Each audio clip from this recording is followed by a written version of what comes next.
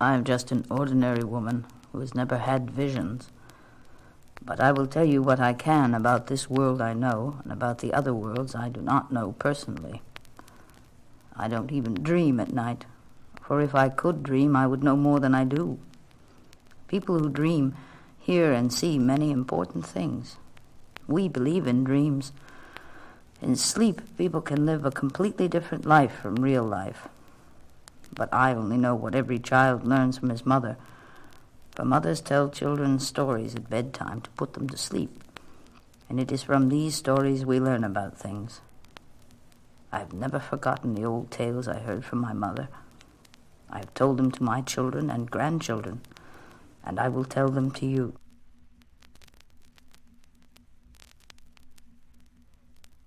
This is a story about the things in the sky.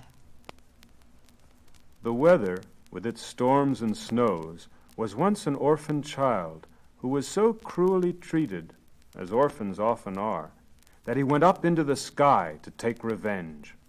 That's where the bad weather came from that ruins hunting and brings hunger. The stars, too, are people who suddenly raised themselves from the earth and were fixed in the sky.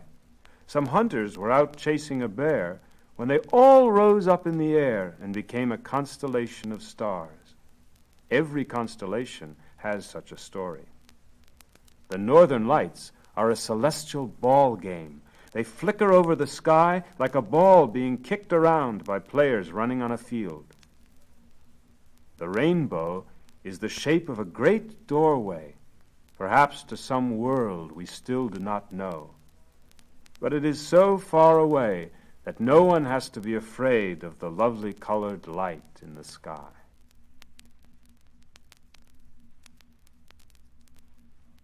This is a story about the thunder and lightning.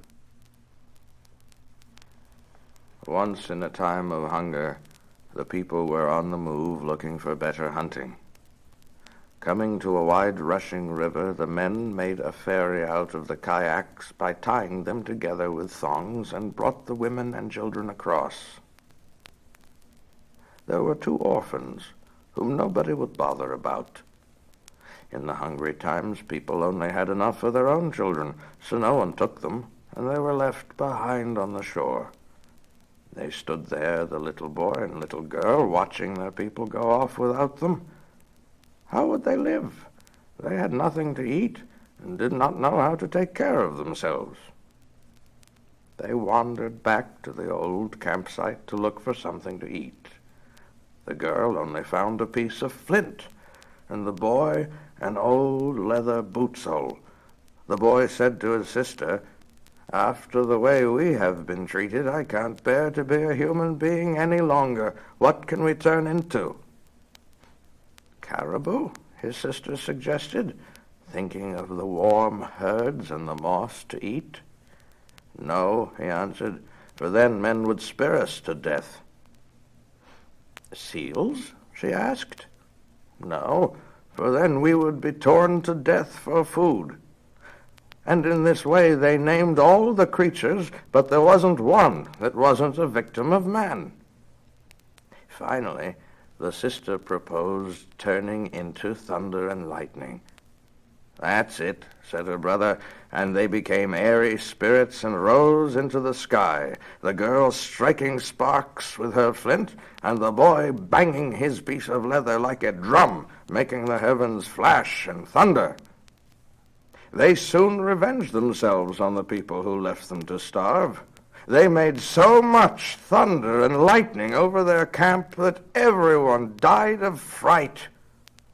And that way, people discovered that thunder and lightning could be very dangerous indeed.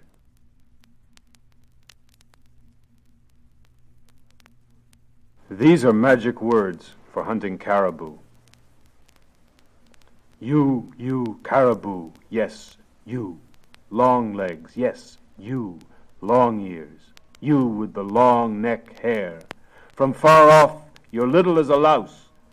Be my great swan, fly to me, great bull caribou, boo, boo. Put your footprints on this land I'm standing on. so rich with the lichens you love. See, I'm holding in my hand the reindeer moss you're dreaming of. So delicious, yum, yum, yum. Come, caribou, come. Come on, move those bones, move your leg bones back and forth and give yourself to me. I'm here, I'm waiting just for you. You, caribou, appear. Come here.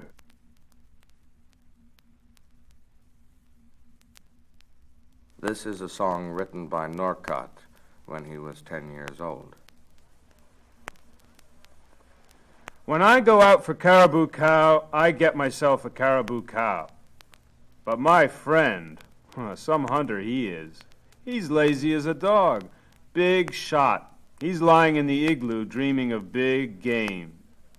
Friend, you better practice on caribou before you go out on the ice and face the claws and jaws of the white bear or the horns of the black muskox charging you. Poor you and your little spear.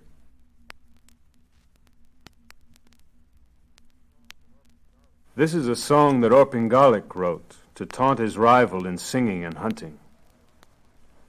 I know you, my friend. The way you talk, one would think you never lost a race. Well, I dare you. The next time a caribou with a rack of great antlers swims across that lake over there and the weather is so cold the kayaks ice up, making them really hard to paddle, let's chase it then. I mean, let's just the two of us race with our wives watching from the shore. Who do you think will come in last? I'll tell you who. Remember that time long ago when the two of us were young and the kayaks went like a pack of wolves after a caribou out on the big lake there? I clearly remember you couldn't paddle nearly fast enough, but trailed well behind me, my friend, and you expect me to sing your praises now?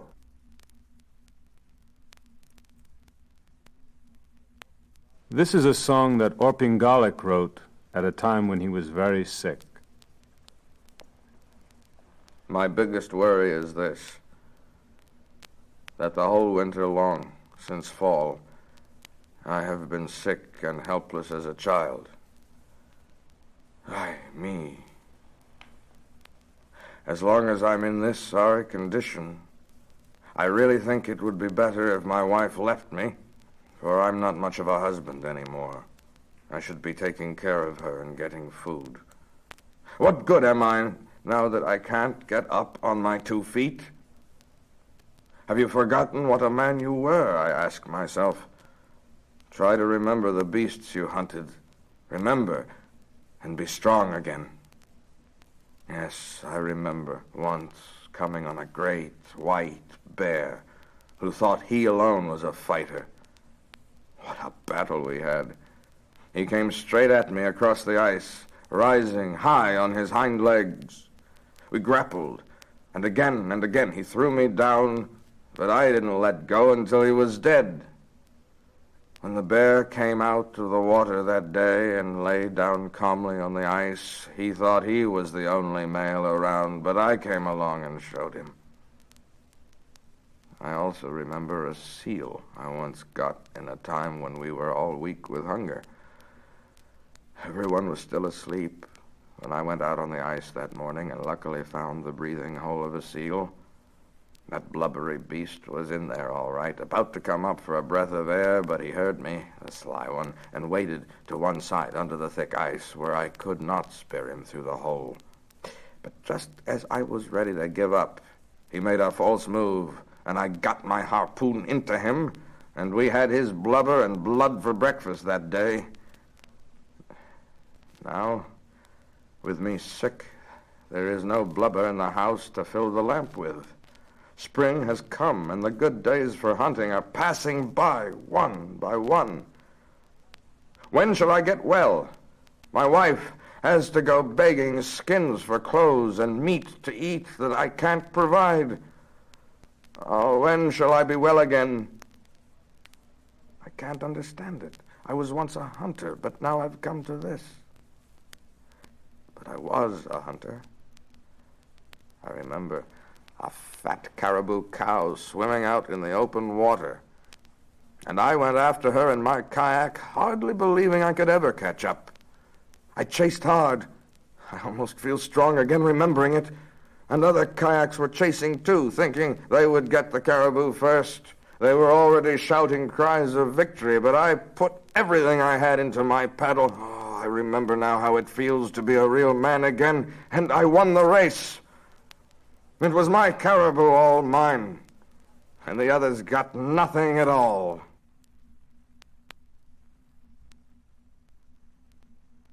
This is the story of the Tunrit man who was too lazy to hunt caribou. Tunrit, you know, prefer hunting seal.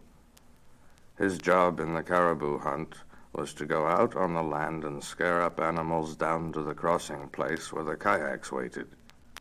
But this one was a tired Tunrit, and he lay down to rest and passed the rest of the day resting. He didn't want to admit he had done this. So he rubbed his boot soles against a sharp stone.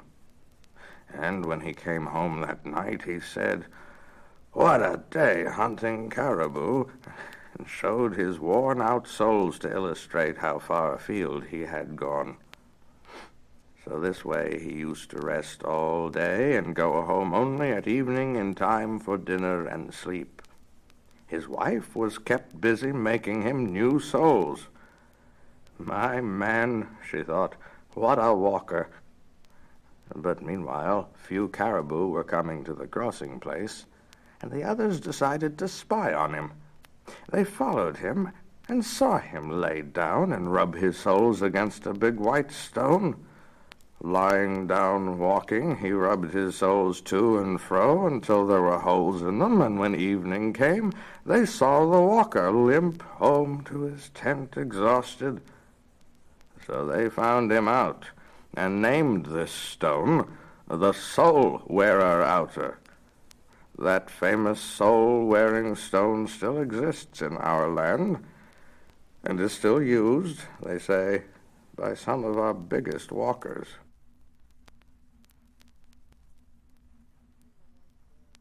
Leaving the white bear behind in his realm of sea ice, we set off for our winter hunting grounds on the inland bays. This is the route we took. First, we made our way across dangerous Dead Man's Gulch, and then crossed High in the Sky Mountain.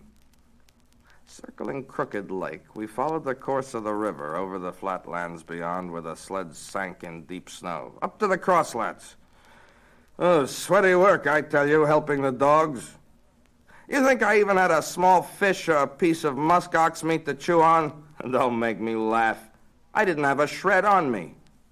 The journey went on and on. It was exhausting pushing the sled along the lakes, around one island and over another, mushing. And we passed the island called Big Pot. We spit at it just to do something different for a change.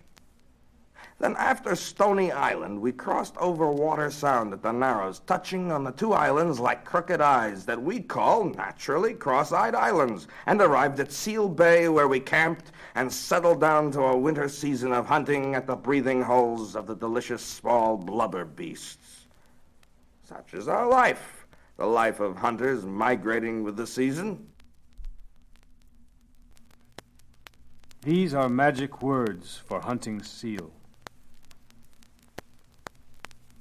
O sea goddess Nulyayuk, when you were a little unwanted orphan girl, we let you drown.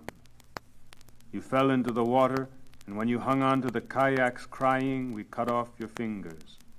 So you sank into the sea, and your fingers turned into the innumerable seals. You sweet orphan, Nulyayuk, I beg you now, bring me a gift. Not anything from the land, but a gift from the sea, something that will make a nice soup. Dare I say it right out? I want a seal.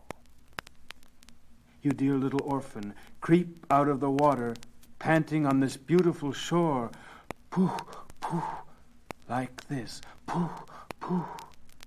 Oh, welcome gift in the shape of a seal.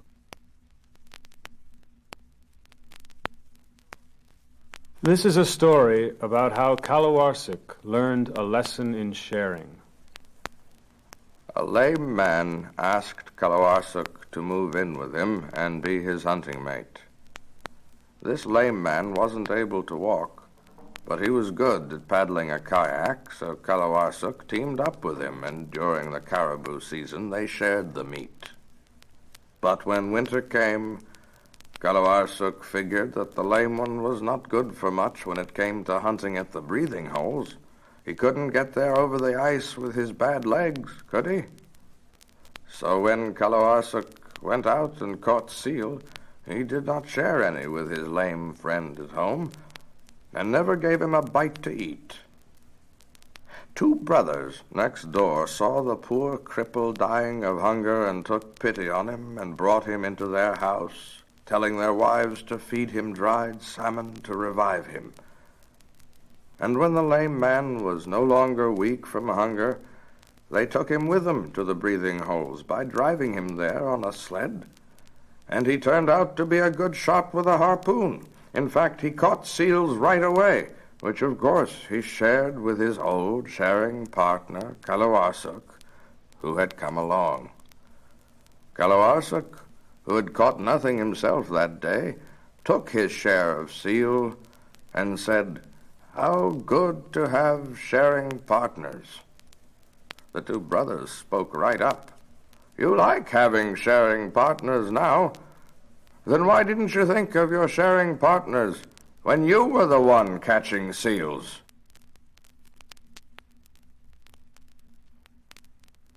An old woman had a dog she named Anangat after her daughter, who was living far away in another village. Everybody laughed. "How can you name a dog after your daughter?" they said. "Okay, laugh," she answered. "But every time I feed my dog, I make believe I'm feeding my darling daughter. How do I know she isn't hungry far away from her mama? This way, I feel like I'm feeding her every day. And when I call my dog by my daughter's name, it's just as if my daughter whom I love is near. If I always keep my dog Anangat with me, name will call to name, and Anangat, my daughter, will often come to visit."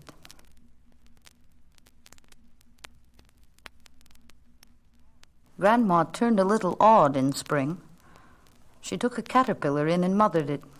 She put it down her sleeve while she went about her work, letting it suck like a baby on her skin.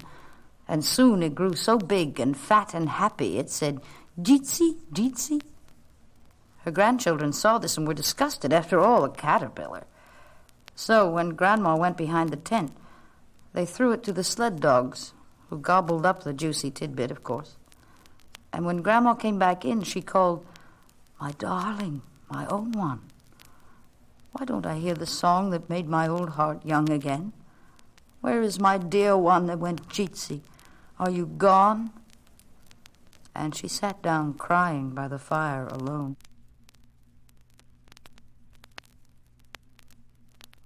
If you looked into an owl's house, you'd find Big Papa Owl and Big Mama Owl talking just like humans. "Our two sons ought to be back soon from hunting. Keep a lookout, Mama, and see if they come back with anything." "Oh, here they come, our darlings, each dragging a marmot." Yum, I can't wait. I'll go help them. I'd better hitch up the sled. Where's the dog harness? Over by the door, but I'm afraid the breast strap is still broken. Well, I meant to mend it, but I just plain forgot. What do you mean, forgot? You didn't have a thing to do all day. But the baby was so cranky today, he took up all my time. They were really going at it by the time the two sons came home, each dragging a marmot, and found their parents squabbling, the baby crying, and the pot boiling over.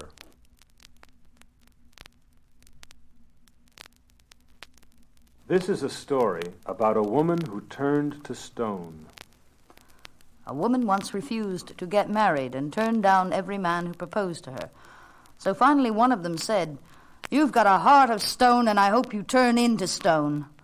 And before she could answer with her famous sharp tongue, his words began to come true, and she could no longer move from the spot where she was standing by the lake. She was really turning into stone from the legs up. Desperately, she called to some kayaks paddling by. "Kayaks, please come here, boys. I'm ready to get married now." Now she was willing to marry not just one, but as many as she could get. But the men wouldn't come near her, having been rejected by her too often. She clapped her hands and sang her song. "Kayaks everywhere, please come here. I'll take you all as husbands now. Men, have pity on me before my precious hands have turned to stone." But then her hands turned to stone. Stone was her tongue, and her song was done. That stone is still there by the lake shore. It doesn't look like a person anymore. Hardly any of it shows now because people have heaped it over with small white stones as offerings to her spirit. For it is said that since turning to stone, she likes to have possessions of stone, and people think that if they give her what she wants, she will give them good hunting.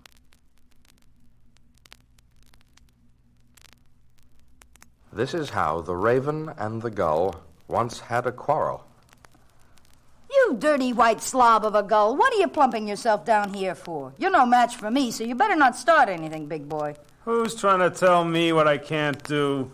When the streams run free of ice in spring, who goes spearfishing with his beak? Me. That's something you can't do, Short Bill, and never will. Yes, but when it's freezing out, you have to stay home crying from hunger. You're pecking bones while I'm eating berries. So what did you say I couldn't do?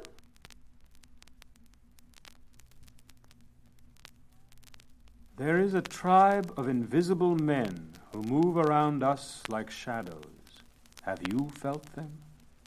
They have bodies like ours and live just like us, using the same kind of weapons and tools. You can see their tracks in the snow sometimes, and even their snow houses, but never the invisible men themselves. They cannot be seen, except when they die, for then they become visible. It once happened that a human woman married one of the invisible men. He was a good husband in every way. He went out hunting and brought her food, and they could talk together like any other couple. But the wife could not bear the thought that she did not know what the man she married looked like. One day, when they were both at home, she was so overcome with curiosity to see him that she stabbed with a knife where she knew he was sitting. And her desire was fulfilled. Before her eyes, a handsome young man fell to the floor.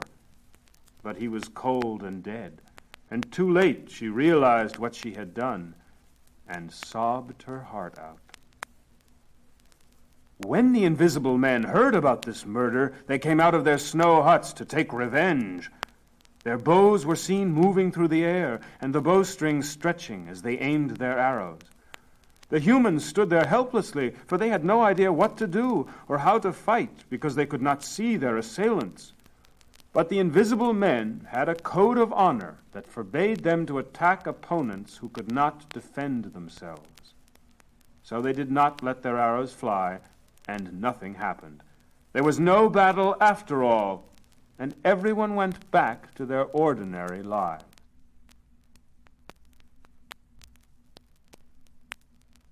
You, stranger, who only see us happy and free of care, if you knew the horrors we often have to live through, you would understand our love of eating and singing and dancing.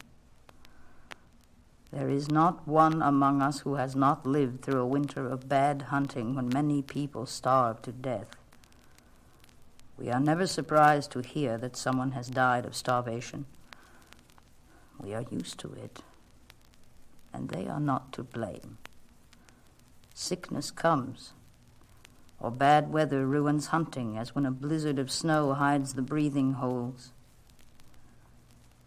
I once saw a wise old man hang himself because he was starving to death and preferred to die in his own way. But before he died, he filled his mouth with seal bones, for that way he was sure to get plenty of meat in the land of the dead. Once during the winter famine, a woman gave birth to a child while people lay round about her dying of hunger. What could the baby want with life here on earth? And how could it live when its mother herself was dried up with starvation? So she put it out and let it freeze. Then a seal was caught and the famine was over, so the mother survived. That is what may happen to people. We have gone through it ourselves and know what one may come to, so we do not judge them. And how should one who has eaten his fill and is well be able to understand the madness of hunger? We only know that we all want to live.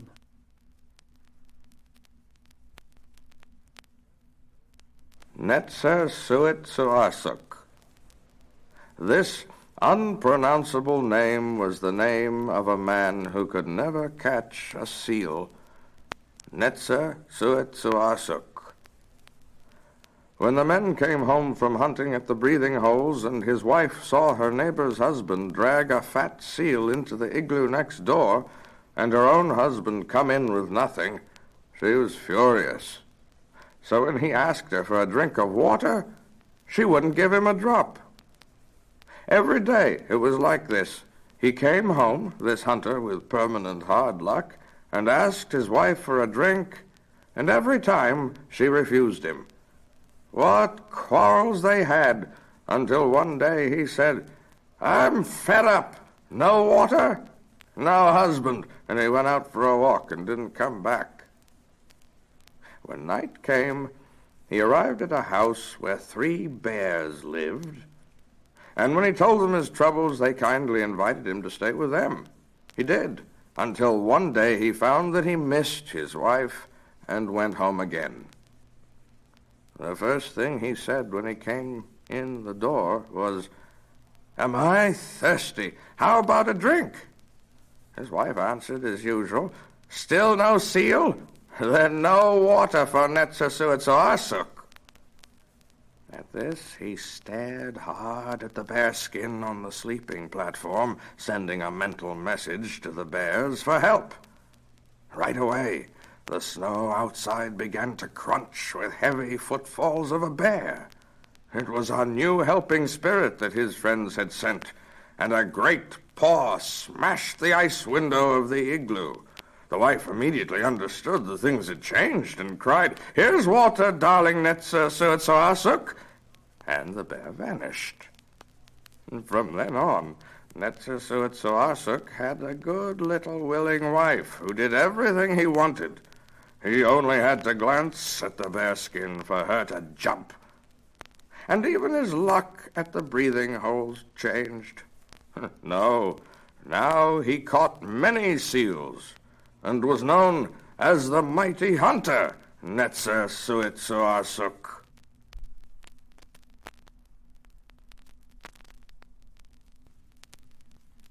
The earth has not changed since the time long ago when our people started to remember. That was when we lived in darkness, and when there were only men and no women. Everything was in darkness then.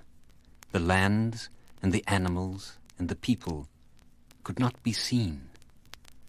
Both people and animals lived on earth, but there was no difference between them. People could become animals, and animals could become people, and they all spoke the same language. They lived in the same kinds of homes, and hunted the same way. That was the time when magic words were made. Suddenly a word would become powerful and could make things happen, and no one could explain why. It was always dark, until once a hare and a fox had a talk. "Darkness, darkness," said the fox. He wanted to steal from caches in the darkness. "Day, day," said the hare. He wanted the light of day so he could find a place to feed. And suddenly day came, for the hare's words were more powerful than the fox's. Day came and was replaced by night, and when night had gone, day came again. Light and dark took turns with one another. In those early times there were only men and no women. there is an old story that tells how women came from men. One time the world collapsed and was destroyed, and great showers of rain flooded the land. All the animals died, and the world was empty. Then 2 men grew up out of the earth. They married because there was no one else, and one man sang a powerful song to turn himself into a woman. After a while they had a child, and they were the first family. But sometimes, in those early ages, women could not have children, so the earth had to help. Women went out searching for children who had grown up out of the earth. A long search was needed to find boys, but there was no need to go far to find girls. So those who were lazy had only girls, and others who were not afraid of walking far had sons. This is the way the earth gave children to the first people. And in that way the people became many. We Eskimos do not concern ourselves with solving these mysteries. We repeat the old stories the way they were told to us, in the words we remember.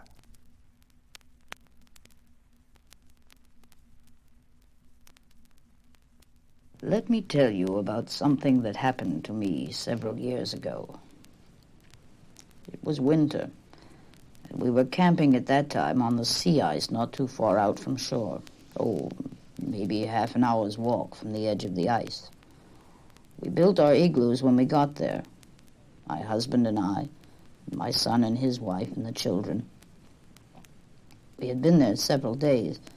The men had caught some seals when my son's harpoon broke. It had been broken and mended once already, and it was time for him to make a new one. I went to get a new piece of wood to make the harpoon. We had left some driftwood in a cache on the shore, and I went to get it. I started out and walked for a little while, until I couldn't see the igloo behind me anymore. And all of a sudden, the wind grew stronger. Out of nowhere, a storm began. Snow whirled all around me. Everywhere I looked, everything had disappeared.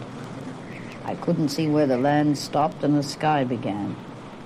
I couldn't tell which direction I had come from, or in which direction I was going. The whole world had turned white, and it was cold. I remembered times before when I had been caught in storms. Always before, when it had happened, I'd been with other people. When I was a little girl, once my father and mother and I were lost in a storm. We stayed out for 3 days. My father turned the sled over. We crawled underneath it and stayed there, while the snow completely covered us. When the storm was over, we had to dig our way out. Another time, my husband and I were caught in a storm, and we built a small shelter out of snow, a kind of little igloo. I decided not to build a shelter. It was too hard for me to cut snow blocks at my age. So what I did was this. First, I felt around with my feet until I found a little hill. It was just a little one, not even as high as I am. Then I took off my mittens. They were nice, heavy ones made out of caribou fur that my son's wife had made for me. I put them on the side of the small hill and sat down on them. They kept me warm, and they kept the heat from my body from melting the snow under me and getting my clothes wet. I had on just one parka. I was sorry that I didn't have 2 of them. If I had known that I was going to be caught in a storm, I would have put on another parka. Then I would have had one with the fur inside, and one on top of that with the fur outside. Well, the one I had was a nice warm parka, good and loose, with the fur side in. I pulled my arms out of the sleeves and slipped them inside of the parka. I didn't have anything on underneath it, so my arms helped to keep the rest of me warm. I sat with my back to the wind, and sat, waiting for the storm to end. The wind blew hard and the snow kept falling all around me. I leaned forward a little bit and rested my elbows on my knees so that if I fell asleep, I wouldn't fall over in the snow. I felt sleepy. I dozed off a little, sitting there in the snow. The top of my parka around the neck was pulled nice and tight, and it was warm inside it. And so I slept.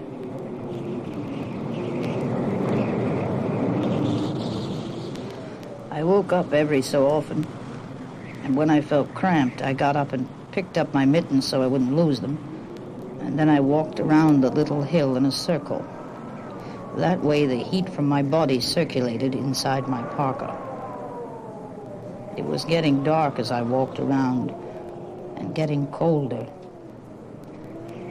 I thought of all the times I had walked through the snow with my family, with my mother and father when I was little, and with my husband and children when we were traveling from place to place across the ice.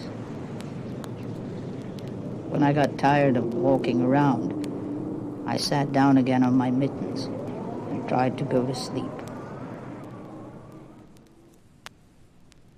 When I woke up again, the wind had stopped and the sky was clear. It was light, and from the sun I thought it was about, maybe afternoon. I had been out in the snow almost 2 days. I stood up and shook off the snow, which by that time was almost up to my waist. I looked around and I could tell where I was from the hills on the horizon. I started back towards the igloos, and after walking for a little while, I spotted them in the distance, covered with snow, and with some of my family walking around outside them. When I got home, I sat in the igloo and put my feet up near the stone lamp because they were a little cold. I ate some seal meat and drank some water, although I wasn't very hungry. I hadn't really done anything except sit and sleep and walk around a little. I had been a little hungry the first day I was out in the storm, but as I slept, I forgot all about being hungry. My family wasn't worried about me because they knew I could take care of myself.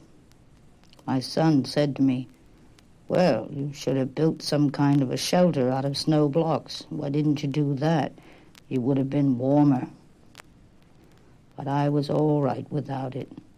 My clothes kept me warm. There. That's all I remember about it.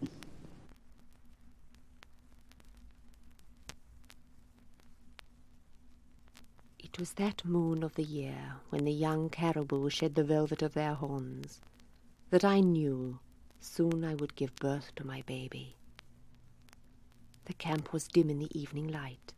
Even close by, I could hardly see the other tents. As I looked at the men and women moving about in the camp, all I could see were dark, uneven shapes against the yellow-brown tundra. Only the Inukshuk looked human, with their black, clear silhouette. Then I saw my husband coming into camp, happy and laughing through his black beard. He was carrying a caribou he had killed. "It is time for you to build the small birth tent," I said. He went out and built the small tent. Then he took all my belongings from our tent and placed them on the ground. You see, we never leave a woman's things in the family tent when she is giving birth in the birth tent. I went into the birth tent alone. No one, not even my mother, could help me give birth to my child. If she did, it would anger the souls of the seals and the caribou and the other animals. If she even touched me, the lives of all the hunters in the camp would be put in danger, and the animals would not let themselves be hunted. It was my first child, and I was a little afraid. But I had good and powerful amulets to help me. I hoped their helping spirits would make the birth easy. But if evil spirits delayed the birth of my baby, an anger talk could be called. Only an Angertok has helping spirits so strong and powerful that they can help a woman when she is giving birth. After I had been in the tent for a while, I knew the time had come. Then an old woman came to me. As the baby was being born, she called out the names of people who had died. The named souls of these dead ones were looking for a new body to live in, so one would come to live in the newborn child. At the moment the baby was born, the name of my father was on the old woman's lips. Inanek, she was saying, and this name means the finished one. The baby cried. The old woman repeated the name Inanek. I saw the child was a boy, and I was glad. Inanek, said the old woman again. Inanek, Inanek, come give the power of your name to this child, your grandchild. I felt then that little Inanek would become a great hunter as his grandfather had been. I cleaned my little boy with the skin of a small bird. The skin of this bird would make a fine amulet for my son. To make his soul strong, I sang a magic song. I will walk with legs that are as strong as the legs of a young caribou. I will run with legs that are as strong as the legs of a wolf. I will never go toward the dark. I will go toward the day. I will go toward the day.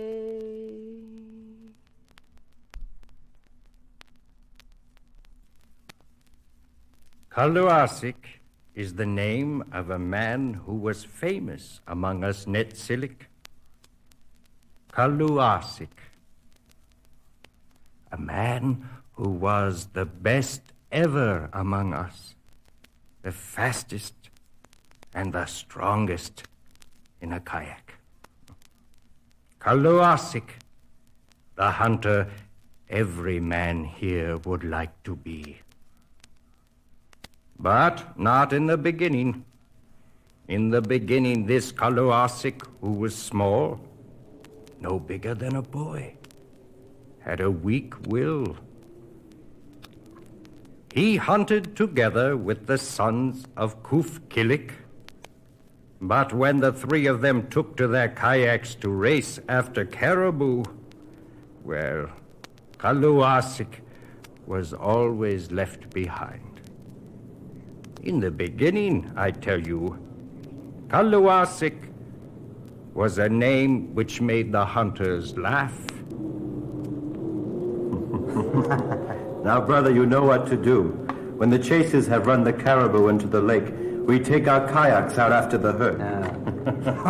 And you, Kaluasik, are you coming with us today? Oh, behind us again? Yes, I'm coming. So, no matter who wins the race, we already know for sure who the loser will be. Hey, Kaluasik? Who? You, Kaluasik, you.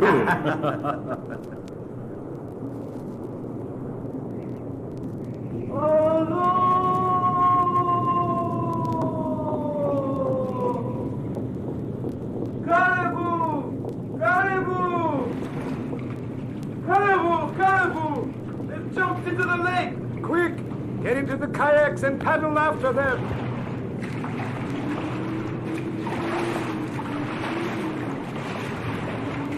Come on, brother. There's a bull with a heavy coat in the lead for one of us. Let's go. Faster. Almost. Almost there. The bull is mine. Not quite, brother. Mine. Come on, Kaluasik. You paddle like a sick old man. Aren't you ashamed of your clothes, Kaluasik? Ah, the bull caribou is mine. Don't you even want a skin to wrap around you at night, Kaluasik? Of course I want skins. And antlers and bone and sinews for my wife to sew with. But no matter how fast I paddle, I can't catch up with Kufkilik's sons. Quietly, Kaluasik brings his kayak to shore and, not wanting to, approaches the tent of Kufkilik where the old man is cutting up the caribou his sons have brought in. And look who comes here now, my sons. Kalwasik, the slow wagging tail of the dog. Kufkilik, my wife's cooking pot is empty. Is that my fault? My sons race across the lake ahead of the caribou herd. Our cooking pots are always full. Aren't I one of the chasers? Don't I work along with everyone else when we build the Inukshuks? Yes, of course, and you get your share. Here's some meat. Kalawasik, why don't you go out alone and hunt in the hills with a bow and arrow? Who would chase the caribou close enough so my arrows could hit them? I don't know, Kalawasik. I just don't know.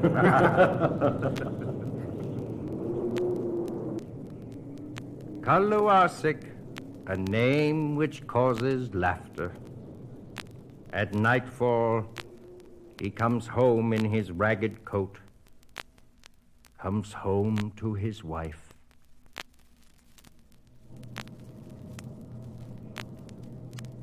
You've brought the worst little scraps of meat. I didn't make the kill. The lake was thick with caribou today. I saw them from the hill. I was just waiting for a good fat bull. To swim over to your kayak and ask to be speared. I married a man who can't hunt. And worse, a man who doesn't even have the will to keep us alive and warm. You're wrong about that. Tomorrow, you'll see. What are you looking for? Just this. That old paddle you carry around. Nobody uses those anymore. But look, here are places for my hands so I can get a better grip while I'm paddling. And you think that strange old paddle with the holding places will help you? I don't know. I know this feels good in my hands. I feel by tomorrow I may just have the strength and luck I need on the lake.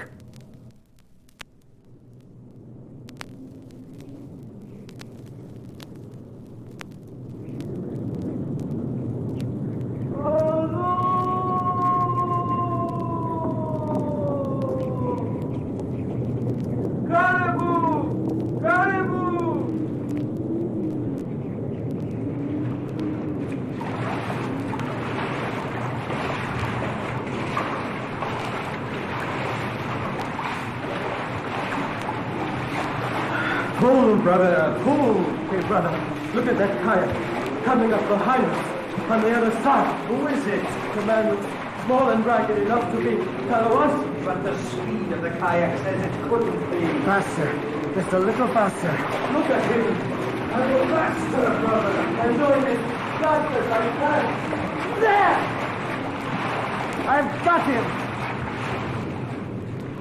Come up alongside the kayak, my fat caribou friend in the thick coat, and I'll take you to meet my wife and her sewing needles.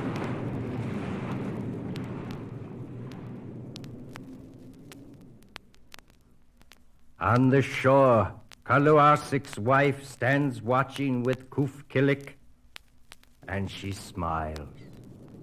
Look at the size of the caribou your husband is dragging on shore. I see it. In my long life, I've never seen a man so fast in a kayak. Kalwasik looked like a bird that does not touch the water. So, when we Netsilik speak the name of Kaluasik, we laugh in a different way. And each man among us thinks, Kaluasik, the caribou hunter I would like to be.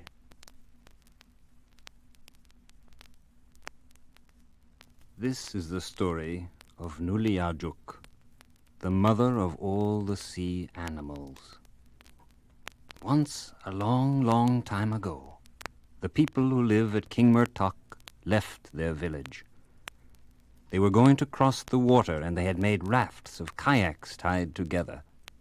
There were a great many of them, and they were all in a hurry to leave and find new hunting grounds. And there was not much room on the rafts that they had tied together. In this village there lived a little girl whose name was Nuliajuk. When the other boys and girls jumped onto the raft, she jumped with them. But Nuliajuk didn't have any relatives, so nobody cared about her. And so they picked her up and threw her into the icy, cold water. She tried and tried to hang on to the edge of the raft, but the people in the raft took their knives and cut off her fingers. And all of a sudden, the pieces of her fingers became alive in the water and bobbed up and down all around the raft, just like seals. And that was the way seals came to be.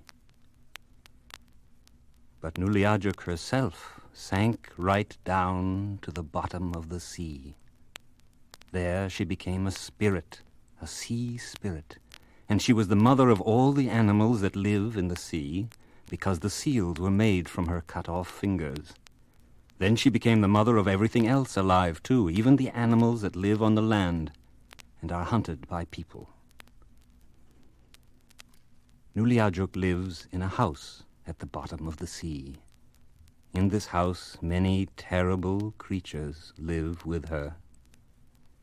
There is Katuam Inua, the ruler of the passage, who keeps track of all the taboos that are broken by people on earth. Everything he sees and hears, he tells Nuliajuk. Inside the passage is a huge black dog that frightens away anyone who tries to get in to see Nuliajuk, unless he is a very powerful Angatok. And so Nuliajuk obtained great power over mankind, because they had hated her and thrown her into the sea. She became the most powerful of all the spirits, and the one that people are the most afraid of, because she can control their lives.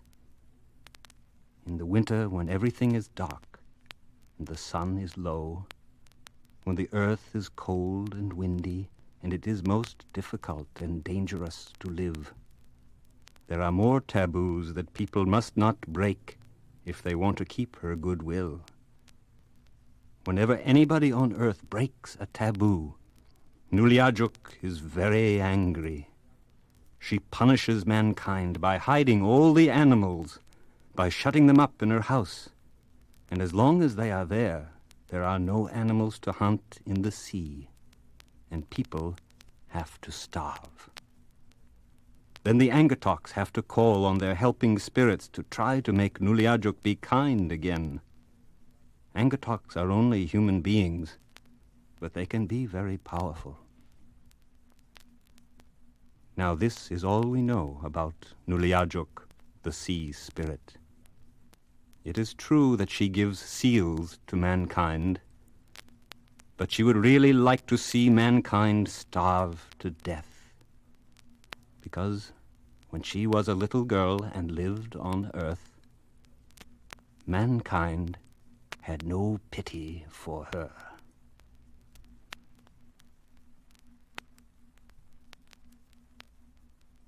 Lupak parayo si kami di pengunga kigorno raglak puksama aksako takok to taksama ayi kami hopingi kami kaluk to tiale sama tunni nakta tunni ya Anang nito alug juar batali yalakatsaga over yata chimi kaki kang nyokta pagka gaya kitali ang hagigalo ayalo diko soko diko meko diko yodin igoni ay pam ay Iglanan niya miktaw doktor, ilapot siya miktaw doktor. Ibiyang kaya palak pahigog pawe ba binakjoy kang iba inakjoy tumahal diya doktor tamakama. Putak ko, o yalo man na kaya sa kibig. Kalugpa payo siso gamili pang mga akidong alakpok sama. Aksako takpok to taksama. Igami, uping igami, ikalugto tiyali gami sama. Ino, uko akakumat, uko akatay kamit pokto.